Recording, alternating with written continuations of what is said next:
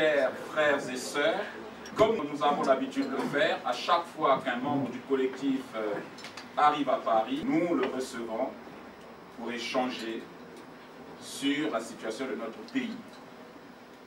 Et j'aime toujours répéter qu'il est toujours agréable que les filles et les fils du pays puissent se retrouver comme ça, débattre de la situation de notre pays. Aujourd'hui, bien sûr, nous recevons le président Victor Tamba Tamba du VTT pour échanger. Hein? Je dis bien pour échanger ensemble sur notre pays et trouver peut-être des pistes, donner des pistes pour voir comment nous pouvons arriver à notre objectif que nous nous sommes assignés, nous, comités d'action, et le collectif, c'est-à-dire la convocation des États généraux de la nation. Mais avant que, Monsieur le Président, que je vous accorde la parole, j'aimerais quand même vous dire qu'il y a un bureau qui travaille pour le comité d'action. Peut-être que vous ne le connaissez pas, je vais peut-être vous le présenter. Donc vous avez bien sûr à votre gauche Madame Malalou Koumba Gertrude, qui est chargée de l'organisation. Vous avez à ma droite Monsieur Mavimbu Auguste, qui est notre secrétaire permanent. Et vous avez devant vous à gauche Monsieur Patrick Alouna, qui est notre monsieur sécurité, qui s'occupe des problèmes de sécurité au niveau du comité d'action. Nous avons derrière là-bas, Nono, tu peux te lever, donc Maba, Nono, qui s'occupe des finances et bien sûr de la logistique. Et nous avons derrière Madame Ampel Saneli, qui s'occupe de la communication. Et nous avons Monsieur Cicéron Massamba, que je tiens à excuser ici, pour des obligations familiales, ne pouvait pas être avec nous. Lui s'occupe des relations extérieures.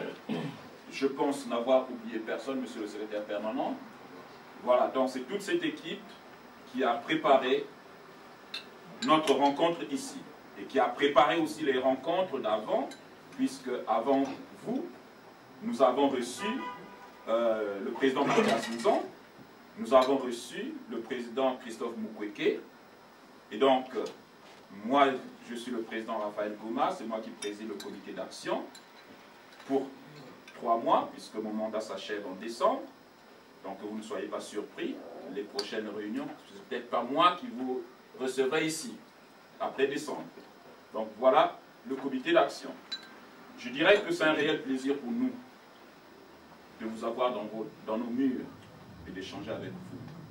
Vous êtes les bienvenus à chaque fois que vous venez ici. Quand je dis les bienvenus, tous les responsables du collectif sont les bienvenus à Paris et nous souhaitons à chaque fois quand ils sont là qu'ils nous fassent signe et qu'ensemble nous échangeons sur l'avenir de notre pays. Parce que le Congo, nous le changerons ensemble. J'ai toujours dit que nul ne détient la science infuse pour le changement au Congo. C'est le peuple congolais qui apportera le changement. Et le peuple, c'est vous et nous, Monsieur le Président. Donc aujourd'hui, c'est une séance d'échange et en même temps de travail. Soyez les bienvenus. Merci.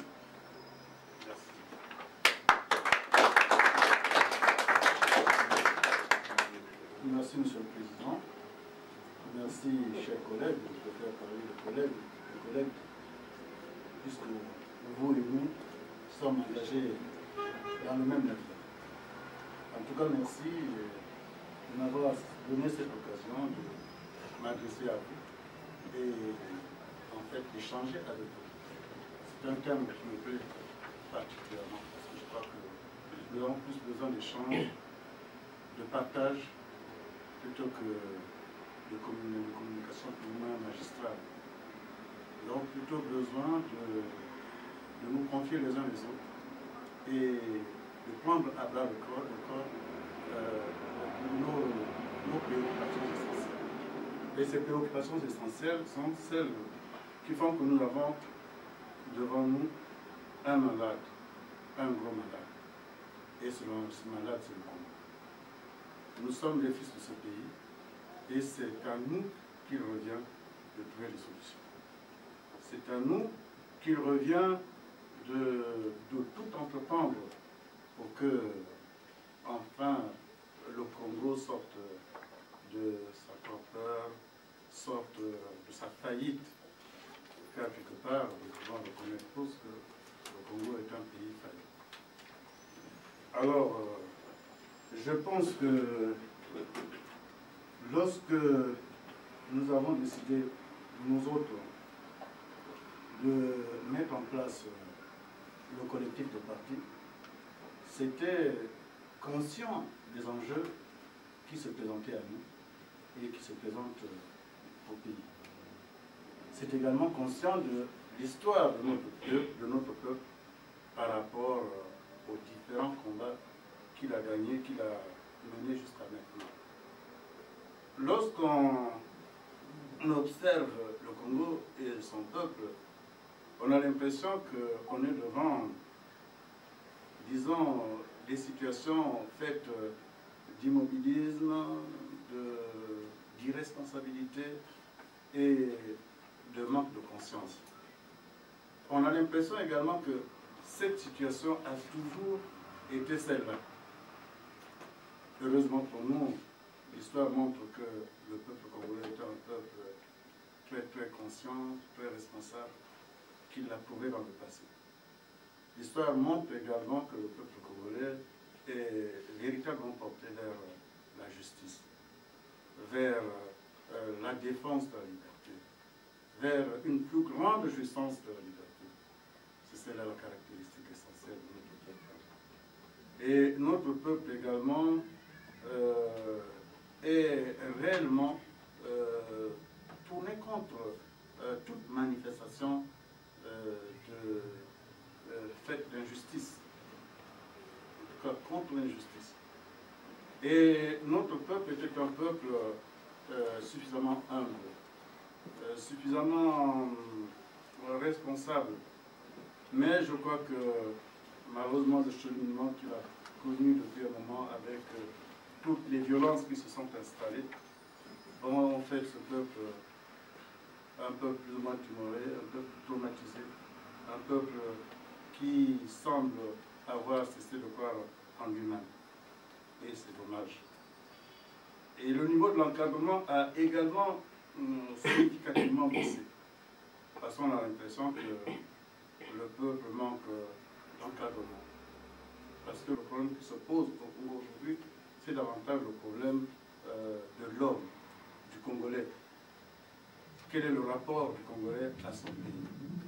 Qu'est-ce qu'il nous reste de patriotique dans nos démarches? Qu'est-ce que nous avons d'amour envers notre pays aujourd'hui? En tout cas, comme vous le savez, le Congo est passé par deux phases importantes de son histoire. La première, celle de la colonisation, je crois que nous la connaissons plus ou moins tous.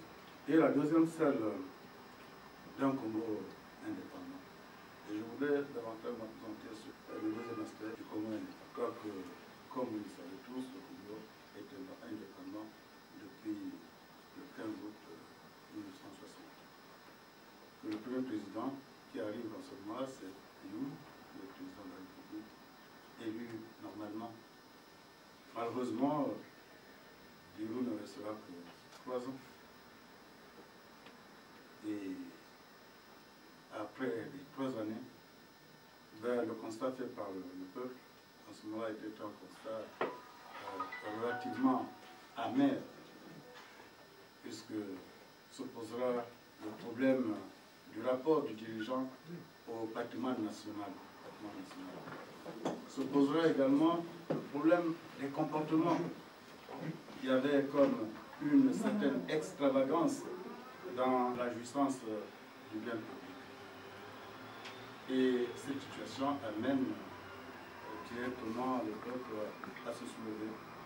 Et c'est le 13, 14, 15 août, c'est une action initiée par les syndicats, mais soutenue par l'ensemble des forces vives de la nation, particulièrement par la jeunesse, y compris par l'armée par la suite.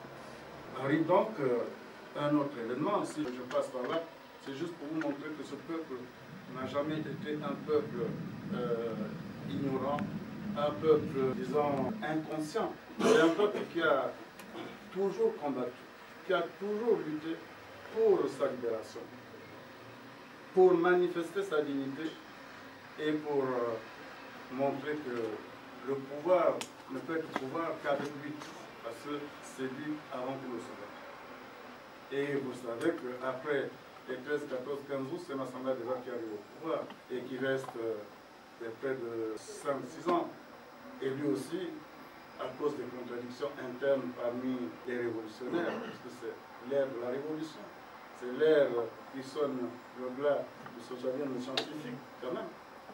Et dans une situation où le collectif, la majorité est pour le socialisme scientifique, le président se positionne relativement au socialisme bantou, après, avec l'industrie du sol, il fallait absolument la ramener sur le front et sur le droit chemin. Et c'est là que Marien, le président de la ville arrive, il est président de la République. Et vous constatez que le Congolais est très vigilant. Déjà, de 60 à 63, il y a un mouvement dit mouvement révolutionnaire. De 63 à 68, il y a encore un autre mouvement qui est le réajustement de la révolution. Alors, et Mbabi reste là, mais pas suffisamment apaisé. Il n'est pas tout à fait tranquille, parce que quelque part, il y a sur le plan des idées, sur le plan du combat politique, il y a un véritable bouillonnement. Et on voit une jeunesse qui est très active. Et cette jeunesse est active au sein de la GMNR d'abord, et ensuite l'UGC par la suite. Mais avec l'UGC également, vous avez l'UGEC qui est là également, qui est présente. Donc au niveau de la jeunesse, ça bouge. Au niveau des syndicats, bien sûr, on est passé du pluralisme syndical au syndicat unique avec la CSC, puisque vous savez que depuis 1963, on rentre dans l'ère du monopole de la pensée, monopole y compris de l'organisation, monopole de l'occupation spatiale, etc., etc. Voilà un peu la situation dans laquelle nous nous trouvons. Mais malgré le fait qu'il y a le monopole de tout, il y a quelque part l'expression du pluriel, contradictoirement. L'expression du pluriel parce que vous avez l'UGC, mais l'UGC n'est pas seul parce que l'UGEC entend apporter sa différence et la différence. Et au niveau du parti, bien qu'étant parti unique avec le MNR dans un premier temps et en 1969 le PCT par la suite, mais au sein des institutions, s'exprime encore un certain pluralisme parce que la lutte idéologique est intense. Et les courants au sein des différents mouvements sont également très actifs. C'est ce qui fait que très vite, avec le réajustement de la Révolution en 1968, on passe au Parti congolais du travail en 1969, donc on installe cette fois-ci un parti marxiste-léniniste le 31 décembre 1969. Et malgré ça, les gens ne sont pas satisfaits parce qu'au sein du PCT, il y a des contradictions internes. Et ces contradictions internes aboutissent au mouvement du 28 février 1972. Là, je vous dis que c'est toute l'intelligentsia révolutionnaire qui est engagée dans ce mouvement du M22. Mais je dois dire que c'est les trahisons de dernière heure qui ont fait que le pouvoir se maintienne. Sinon, il était bon pour avoir été liquidé déjà à ce moment-là. Vous savez que le mois du 22 février entraîne le maquis de Bonachichi. Parce que, quelque part, les éléments révolutionnaires promoteurs de ce mouvement se retranchent à la forêt, à l'intérieur du pays, et essaient d'organiser le maquis, qui malheureusement est assez vite étouffé. Et entre-temps, vous voyez que ces contradictions font qu'il y a au niveau du pouvoir politique, notamment au niveau du parti, il y a un affaiblissement tout à fait important. parce que l'aile révolutionnaire, c'est-à-dire la gauche de la révolution, est plus ou moins minée. Et alors apparaissent des éléments qui étaient pourtant pas tout à fait visibles, mais qui, du fait justement de ce séisme, parce que c'est un véritable séisme, le M22, bon, prennent les ailes et se mettent un peu comme tu dirais, progressivement au-delà de l'action. Et une étape encore importante après le M22, c'est la déclaration du 12-12, 1975. Là où Ngabi décide de rayer à Poto-Poto lorsque on le rayera lui pratiquement à Bakongo. Et nous savons, et c'était l'époque du rayon rayé. Et je crois qu'il y a des camarades qui se sont illustrés à cette occasion avec des déclarations qui font date. Et après 1975, bien sûr, il y a eu cette affaire de la mort d'Ongabi en 1977. Et c'est là qu'une nouvelle page commence à être écrite. Parce que jusque-là, la page écrite était la page, si vous voulez, de la radicalité du point de vue de la révolution. C'était la page d'un socialisme vraiment dur et pur. Mais à partir de 1977, la situation est plus ou moins infléchie. Et je dirais peut-être commence à y entrer un nouveau mode de pensée. C'est-à-dire qu'on essaie d'adoucir. On reste expert et rouge, mais tournant plutôt vers le rose, mais plus tout à fait pour faire le rouge écarlate comme c'était le cas jusqu'à maintenant. Voilà un peu. Et arrive donc avec la mort d'Ongabi, le comité militaire. Et le comité militaire du parti, dirigé d'abord par Faso, parce que c'est quand même Faso qui dirige ce comité militaire du parti, jusqu'aux obsèques. Et Yombi ne prend réellement les rênes qu'après les obsèques, soit un mois, 2 mois après l'avènement du comité militaire. Et c'est là que, bon, on prépare maintenant le congrès. Mais Sassou apparaît en ce moment-là, puisqu'il est ministre de la Défense, chef du parti. C'est donc dans ces conditions que nous préparons le mouvement du 5 février. Et à l'issue duquel, bien sûr, Sassou devient président du comité central du parti, chef de l'État, parce que n'oublions pas qu'à l'époque, pour être président de la République, il suffisait d'être président du comité central. C'était 2 fonctions liées. Et on n'avait pas besoin de vote pour cela. Et bien entendu, cette étape de février 1979 donne lieu, disons, à une certaine évolution également de mentalité, à des divisions profondes au sein de la direction politique. Et là aussi, on arrive pratiquement à la séparation de la classe politique en 2. Ceux qui, disons, apparaissaient comme des gens restés sur la ligne dure du parti, donc des communistes plus ou moins orthodoxes, et ceux qui l'étaient moins. Donc la ligne de partage intervient au congrès du PCT de 1989, où, à l'occasion duquel on se sépare pratiquement des éléments trop raides, trop durs, trop marxisants, pour ne laisser que ceux qui apparaissaient quand même moins durs, moins exigeants et moins orthodoxes. Et c'est là que se crée, y compris la possibilité d'un schisme à l'intérieur du parti qui favorise le reste, puisque quelque part la perestroïka en Union soviétique et tout ce que nous avons connu au niveau des pays de l'Est, tout ça arrive comme un peu pour favoriser, y compris les changements en Afrique. Déjà, l'Afrique était en pleine ébullition, mais avec la perestroïka, on a là comme des motifs suffisants, des causes tout à fait immédiates qui permettaient en ce moment-là, y compris d'engager les peuples d'Afrique dans le combat libérateur. Puisque partout de toute façon en Afrique régnait le parti unique. Et c'était l'occasion plus que jamais d'aller à la démocratie, à une forme de démocratie. Et le Congo n'est pas resté en dehors de ce peloton. Le Congo est donc s'est associé à tous les autres États d'Afrique pour organiser chez lui le changement. Et le changement était porté par la conférence nationale souveraine. Et c'est à cette occasion que bon, on crée les conditions de notre, disons, entrée dans l'ère démocratique. Et vous savez qu'avec la conférence nationale souveraine, il y a beaucoup de choses qui ont été faites. Le Congolais s'est exprimé, parce que depuis plusieurs décennies déjà, le Congolais n'avait pas la parole. Et cette fois, pour une des rares fois, alors le Congolais avait la parole, je crois que le Congolais s'en est suffisamment saisi pour dire ce qu'il pouvait dire. Malheureusement, tout cela était un peu, comme tu dirais, sous une forme de désordre, d'anarchie, parce qu'il n'y avait pas de fil conducteur. Et comme c'était l'ère du pluralisme politique, donc du multipartisme, alors c'est chacun qui est allé dans son parti, et c'est chacun qui a créé son parti, etc.